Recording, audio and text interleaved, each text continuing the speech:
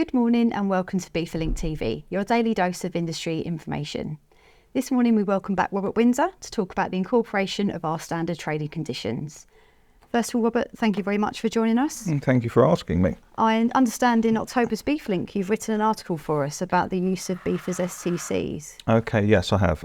First of all, I'm going to reference the article. It's on pages 12 and 13. It's far more detailed than I'm going to be able to do in this brief slot. But I just want to pick out a few of the highlights or things that members need to be most aware of. Sure. Let's try and simplify something to start with, because I think some of the lingo we use is a little bit not forwarding. Sure. Incorporation, what does it mean? What that actually means is quite simple. You've actually brought the standard trading conditions to the attention of the party you want to do business with. They've seen them, they have had the opportunity to read them, and they have accepted them. And the acceptance doesn't necessarily have to be I hereby accept. It could be the very fact that they agree to the price or something like that. Sure. Okay. You need to make sure that you have incorporated your standard trading conditions in every job that you do. Okay, now, there are different methods of doing this. If you have a long-term contract with somebody, you can do that at a certain stage.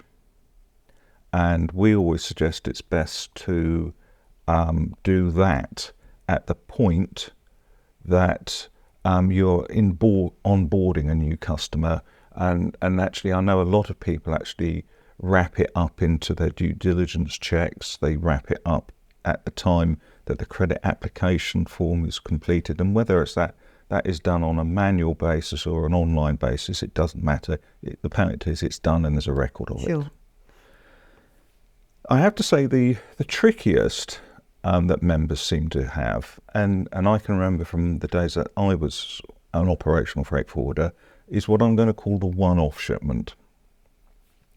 And that is literally, you've got the shipment, it's turned up, an import from overseas, you weren't aware of it, you haven't got a record of the customer, and it's at that point you have to make sure that your terms are brought to their attention. So that's, a little bit different. I mean, that could be done by a one-off email exchange, but I think the important thing is it should always be positive. Okay. The other point I really want to emphasize to people is that you have to incorporate the standard trading conditions prior to a contract actually being concluded.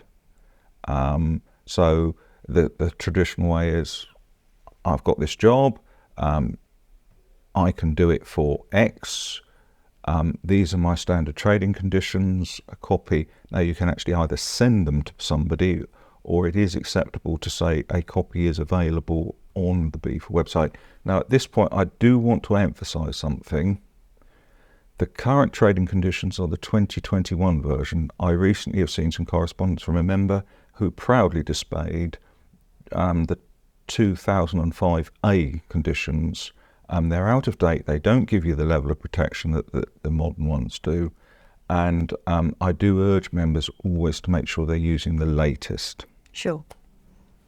Okay. So what are the likely consequences of failing to incorporate those standard trading conditions into these contracts with our clients? Well, the basic situation is you'd be then reverting to either English common law or international convention. And so that could be the International Convention for Road Freight, which is CMR. For maritime, it'd be Hague, Visby, and for air, it would be either Montreal or Warsaw. So it is important that you make sure that you do incorporate them.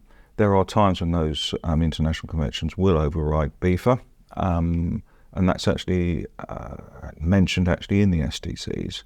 But the important thing, and I do emphasise, is incorporate them, because they are a forwarding contract and they are there to help you. They're able to protect you.